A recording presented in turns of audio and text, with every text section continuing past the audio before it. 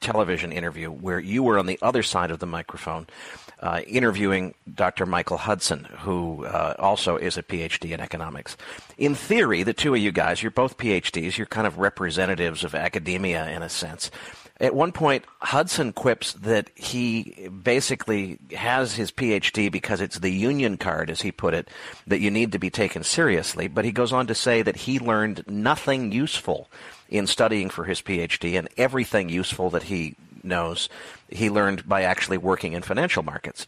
And I know that you've had some very outspoken views that neoclassical economists are just not in touch with reality. What is the root cause here? How is it possible that academic finance could be so out of touch with the real world? And what's the cause, and how could we fix it? Well, it really goes back to ideology and 19th century contests over capitalism versus socialism, because when you had, if you wanted to swing the praises of capitalism these days, you'd sing the capacity of capitalism to innovate. That's clearly the advantage it had over the Soviet system. But when you go back to the 19th century, Marx was criticising capitalism on the basis of exploiting workers, taking the previous classical theory as the basis for doing that. The neoclassicals began in the 1870s. They stole some ideas from earlier researchers or earlier ideologues back in the early 1800s, particularly Jean-Baptiste Say, but also Corno. They argued that capitalism is all about maximising the utility of people, and it's all about reaching equilibrium. And they left out to actually do the mathematics to try to work out whether a multi-market system could reach equilibrium on its own. Volra left out non-equilibrium trades, left out money, etc., etc. But what he sold was the vision of a perfectly self-regulating economy with no concentration of power and no need for coercion. Now, fundamentally, that's a vision of an anarchist society.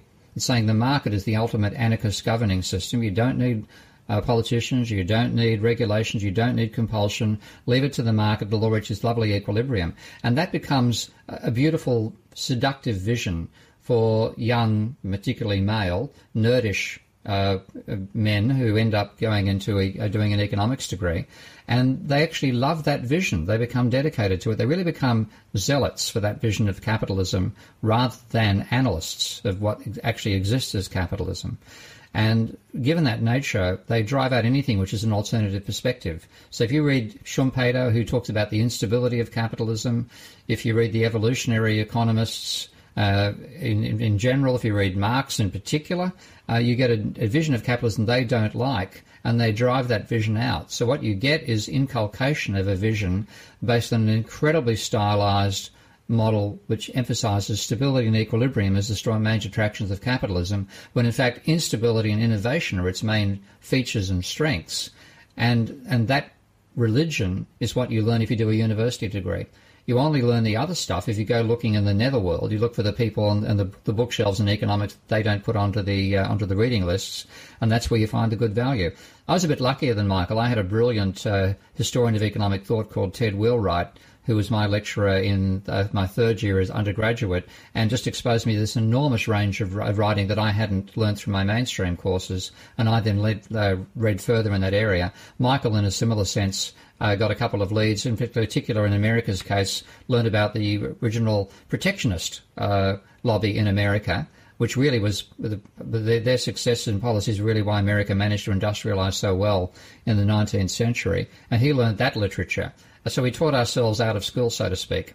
And anybody who gets taught in school and swallows the stuff is lost to reality. Well, it's really depressing